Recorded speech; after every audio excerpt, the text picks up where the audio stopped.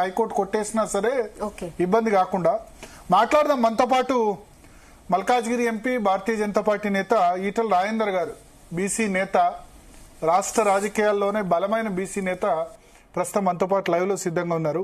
ఈటల రాజేందర్ గారు, G Telugu news కోసం సమయం కేటాయించిన ధన్యవాదాలు సార్. సార్, మీరు చూశారు, ఇవాళ షెడ్యూల్ చూశారు. ఇప్పుడు హైకోర్టు హియరింగ్ 8వ తేదీ ఉంది. బీసీలకు 42% రిజర్వేషన్లు ఇవ్వడంలో తమ చిత్తశుద్ధి చాటుకున్నామని ప్రభుత్వం అంటుంది. సో 8వ తేదీ హైకోర్టు హియరింగ్ ఉంది. నిలబడుతుందా ఈ బీసీలకు ఇచ్చిన 42% జీవో కోర్టులో? ఏమంటారు మీరు? యాక్చువల్ గా రేవంత్ రెడ్డి గారు గత సంవత్సర కాలంగా చేస్తున్న హడావుడి అయితే ఉందో మేమంతా నమ్మినాం. నిజంగా ఆయన అద్భుతం చేసి 42% రిజర్వేషన్లు తెచ్చి బీసీలకు ప్రాధాన్యత పెంచుతారని చెప్పి మేము భావించినాం. కానీ వాళ్ళు తీరా చూస్తే ఇదంతా ఉత్తదే అని చెప్పి తేలిపోయింది. మేము ఏమంటున్నాము, ఇవాళ 42% రిజర్వేషన్లు జీవో రాకముందే, ప్రాపర్ పద్ధతిలో రాకముందే ఏదైతే ఇచ్చిండ్రో దీనివల్ల జరగబోయే పరిణామం ఏంటంటే మేము మళ్ళీ కోరుతున్న భరత్ గారు, 42% రిజర్వేషన్లకు ఏ పార్టీ వ్యతిరేకం కాదు, ఏ నాయకుడు కూడా వ్యతిరేకం కాదు. నంబర్ 1. నంబర్ 2, తొందరగా ఎన్నికలు జరిపించి ఈ గ్రామ సచివాలయాలు గాని, మండల సచివాలయాలు గాని, జిల్లా పరిషత్ సచివాలయాలు గాని అవి ఫంక్షన్ చేయాలని చెప్పి మేము కోరుకుంటా ఉన్నాం. లేకపోతే మీకు తెలియంది కాదు, ఇలా గ్రామ స్వరాజ్యం ఏ గాంధీ గారు కన్న కళలు నిజం కావాలంటే ఈ సచివాలయాన్ని కూడా గొప్ప నడితే తప్ప వేరే మార్గం లేదు. ఇలా కేవలం ఒక రాష్ట్ర ప్రభుత్వం తప్ప కేంద్ర ప్రభుత్వం అయితే ప్రత్యేకంగా ఇన్వాల్వ్ అయ్యే ప్రసక్తి ఉండదు. అది తప్ప ఇలా ఏది కాబట్టి కానీ ఇవాళ మొన్న మీరు ఏ ప్రాతిపదిక పైన రాజ్యాంగబద్ధంగా ఏర్పాటైనటువంటి ఒక ప్రభుత్వం రాజ్యాంగాన్ని రక్షించే క్రమంలో రాజ్యాంగబద్ధంగా నడుచుకోవాలి తప్ప దానికి విరుద్ధంగా నడుచుకునే అధికారం లేదు. మీరు ఏమనుకుంటున్నారంటే నేను అన్ని ప్రయత్నాలు చేసినా, చాలా కష్టపడ్డా, ఏదో కోర్టు కొట్టేసింది అని చెప్పి సాకు చెప్పి తప్పించుకునే ప్రయత్నం చేస్తున్నట్టుగా ఇవాళ పెద్ద ఎత్తున చర్చ జరుగుతా ఉంది. న్యాయ నిపుణులు కావచ్చు, అనుభవం ఉన్నటువంటి రాజకీయ నాయకులు కావచ్చు,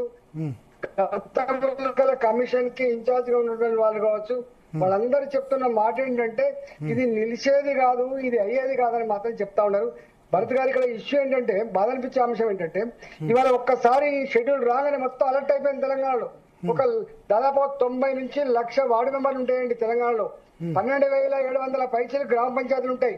ఇలా దాదాపు 5,800 6,000 వరకు ఎంపీటీసీలు ఉంటాయి. ఇక్కడ దాదాపు 600 దాకా మండలాలు ఉంటాయి. ఇక్కడ ఇష్యూ ఏమైందంటే అంటే దాదాపు లక్షల మంది ఒక్కొక్క వార్డుకి 2 3 4 పోటీ చేస్తారు.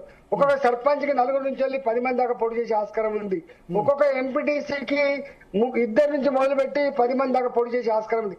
ఆనాని యావరేజ్ ఇస్తే లక్షల మంది ఇవాళ ఎన్నికల్లో పోటీ చేయడానికి ఉత్సాహంగా ఉన్నటువంటి ఈ సందర్భంలో ఇవాళ జరుగుతాయా లేదా అన్నటువంటి ఒక భావన వాళ్ళు కుంగదీస్తా ఉంది.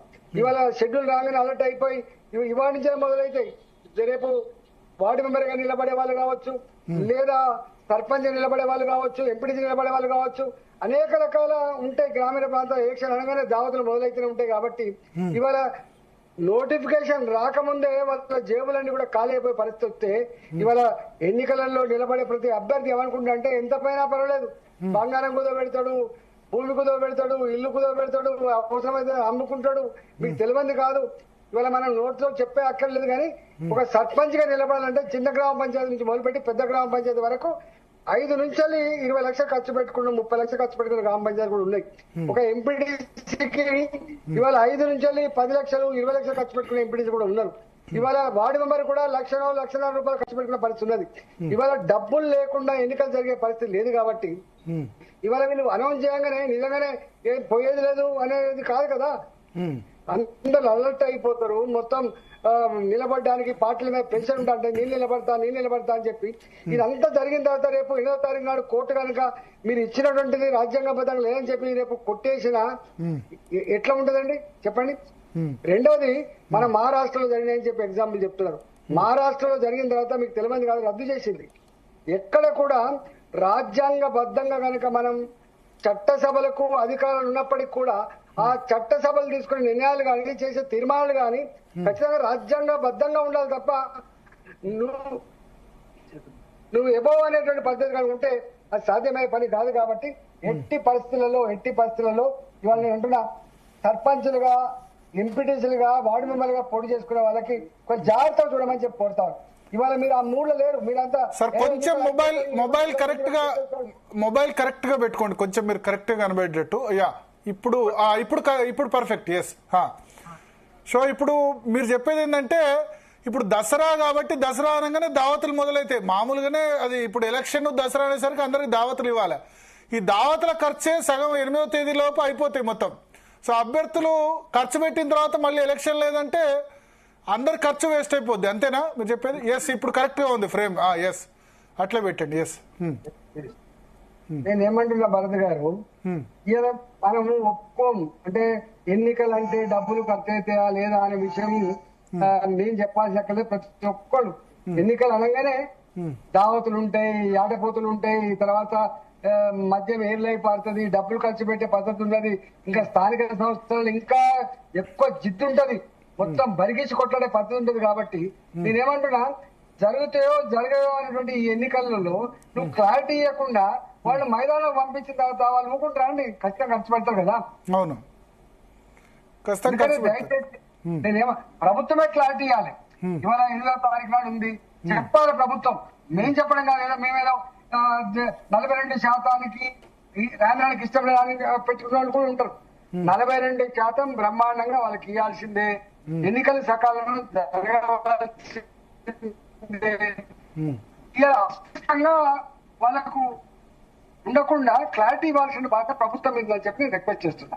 మేము విమర్శ చేయట్లేదు, మాకేం అదే అనుకున్నా. రేవంత్ రెడ్డి గారు బాగా అద్భుతం చెప్తున్నారు అనుకున్నా, కానీ ఇట్లాంటి పని చెప్తున్నారు మాత్రం ఎక్స్పెక్ట్ చేయలేదు.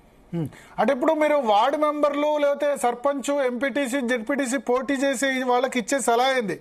ఖర్చు పెట్టొద్దనా లేకపోతే ఏంటి? ఇప్పుడు 8వ తేదీ వరకు వెయిట్ చేయమనా?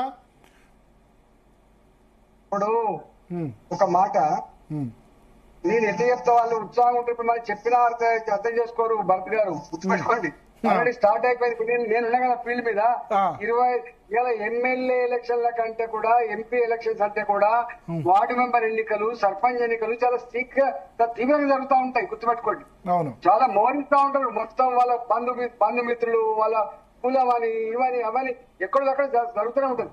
ఇప్పటికే నేను చూసిన దగ్గర మీరు హుజరాబాద్లో అక్కడక్కడ ఒక 2 రకాల దావతులు అయిపోయినాయి ఇప్పటికే.